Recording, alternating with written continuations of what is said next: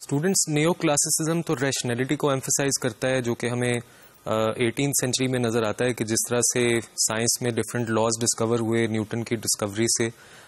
उसकी वजह से जो मैकेनिकल व्यू एक नेचर का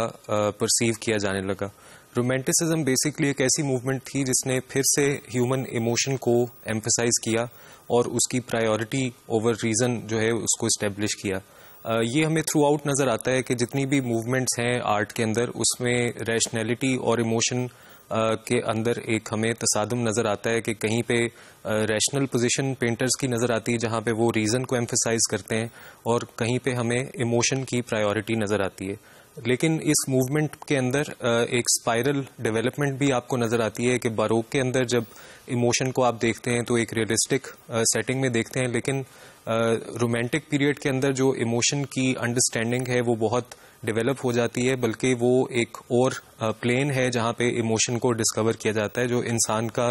रिलेशनशिप है विद नेचर, उसके कॉन्टेक्स्ट में ह्यूमन इमोशन को देखा जाता है। तो उसमें न्यू कैटेगरीज ऑफ एस्थेटिक्स फिर इंट्रोड्यूस होती हैं, जिस तरह सब्लाइम का वर्ड जो है वो इस्तेमाल होता है, जिसमें जो नेचर की एक मेजेस्टी है, उसकी एक ग्रैंडियर है, उसको आर्टिस्ट जो है रिस्पॉन्ड करता है, और उन रिस्पॉन्सिव बेस्ड जो पेंटिंग्स हमें मिलती हैं उनको हम रोमांटिसिज्म की पेंटिंग्स कहते हैं। ये मूवमेंट ऐसी मूवमेंट थी जो लिटरेचर में और आर्ट्स में हमें क्लियरली दोनों तरफ से नज़र आती है, और इसमें जो डेवलपमेंट हुई उसमें ह्यूमन इमोशन को इन रिलेशन टू नेचर उसको एम्फसाइज किया गया, और इंसान की जो नेचर के कॉन्टेक्स्ट में अहमियत थी और जिस तरह से इंसान रिस्पॉन्ड करता है नेचर को, उसको एम्फसाइज किया गया। तो इसकी हम जो एग्जांपल्स देखते हैं उसमें भी हमें क्लियरली नज़र आता है कि जो नेचर की मेजेस्टी है आर्टिस्ट के लिए वो बहुत इंपॉर्टेंस इख्तियार कर गई, और उसका जो फोकस ऑफ अटेंशन है वो नेचर के साथ ह्यूमन रिलेशनशिप और उसका इमोशनल जो परसेप्शन था नेचर की मेजेस्टी को देखते हुए, उसके ऊपर एक फोकस हमें नज़र आता है। तो आइए कुछ एग्जाम्पल्स देखते हैं। ये टर्नर की एक पेंटिंग है, इसमें जो थीम है वो नेचर की मेजेस्टी है, उसका ऑल पावरफुल होना है। ये फिशरमैन एट सी के टाइटल से पेंटिंग है 1796 की, और इसमें आप देख सकते हैं कि मून लाइट को कंट्रास्ट किया गया है, जो एक लैंटर्न आपको नज़र आ रही है बोट के अंदर, उसके साथ, और एम्फसाइज किया गया है कि नेचर की जो पावर है मैन काइंड के ऊपर वो बहुत ज़्यादा है, और उसका जो फिशरमैन का फेट है वो टोटली डिपेंड कर रहा है जो भी सर्कमस्टांसेस आपको इस पेंटिंग में दिखाए गए हैं।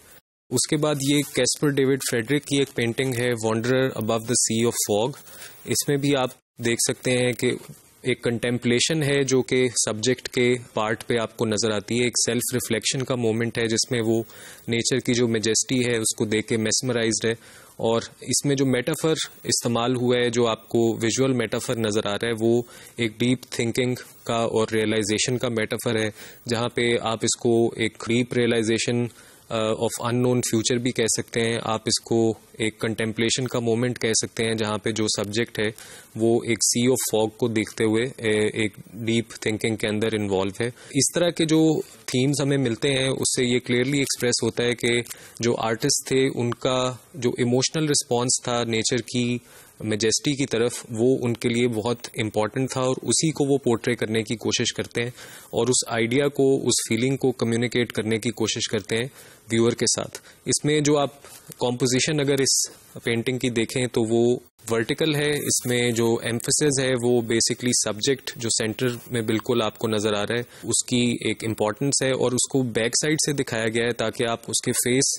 एक्सप्रेशन को ना देख सकें और आप उसके बारे में इमेजिन करें, उसको पर्सनलाइज करें उस एक्सपीरियंस को, और उसकी जो डीपर टोन्स हैं उनको एक्सपीरियंस कर सकें। ये जॉन कॉन्स्टेबल की एक बहुत मशहूर पेंटिंग है हे वेन के नाम से। ये 1821 की पेंटिंग है, और इसमें वो एक रूरल सीन को डिपिक्ट कर रहा है। ये वो टाइम था जिस वक्त इंडस्ट्रियल रेवोल्यूशन की भी बिगिनिंग थी, और उस वक्त जो इंक्रीजिंग एक एटमॉस्फेयर था जिसमें जो मैकेनिकल पार्ट है ह्यूमन लाइफ का उसको एम्फसाइज किया जा रहा था। तो कुछ पेंटर्स ने, जिसमें John constable top of the list है, इन्होंने दोबारा से जो रूरल लाइफ की एक कामनेस थी, एक सेरेनिटी थी, उसको एक्सप्रेस करने के लिए इस तरह का काम करना शुरू किया, जिसमें आपको एक बिल्कुल इंडस्ट्रियल सिटीज से हटके, अर्बन लाइफ से हटके एक रूरल लाइफ का इम्प्रेशन मिलता है। उसके बाद ये एक पेंटिंग देखें जो कि डेलेक्वा की है। इसमें टाइगर को खेलते हुए दिखाया गया है, और ये इसकी इंटरप्रिटेशन जो डिफरेंट क्रिटिक्स करते हैं उनके ख्याल में ये पर्सोनिफिकेशन ऑफ ह्यूमन इमोशंस है और इसको लव ऑफ द वाइल्ड भी कहा जाता है कि इंसान के अंदर जो वाइल्ड के लिए जो रोमांस का जज्बा है उसकी एक एक्सप्रेशन इस पेंटिंग में हमें नजर आता है। लेकिन इम्पॉर्टेंट एलिमेंट ये है कि जो सब्जेक्ट मैटर है वो इंटायरली डिफरेंट है। अगर आप इसको नियो क्लासिसिज्म से कंपेयर करें या बरोक से कंपेयर करें तो आपको सब्जेक्ट मैटर का डिस्टिंक्ट होना क्लियरली नजर आता है। उसके बाद इसमें यूज ऑफ लाइट अगर आप देखें तो आपको बरोक टाइम पीरियड का एक्सप्रेशन नजर आता है कि जो राइट साइड है वहां पे इंटेंस लाइट को यूज किया गया है ताकि जो फोकल पॉइंट है वो राइट साइड बन सके। और उसमें एक इम्प्लाइड लाइन भी आपको नजर आ रही है जो टाइगर की गेज की है, जिसकी वजह से आप एक ऐसे एलिमेंट की तरफ सोचते हैं जो कि इस फ्रेम में मौजूद नहीं है, जिसकी तरफ गेज की डायरेक्शन है। तो ये एग्जाम्पल भी हमें नेचर की जो डाइवर्सिटी है उसमें स्पीशीज की, उसकी तरफ एक इशारा है और ये सब्जेक्ट मैटर भी एक रोमांटिक सब्जेक्ट मैटर की तरह से आपको अट्रैक्ट करता है।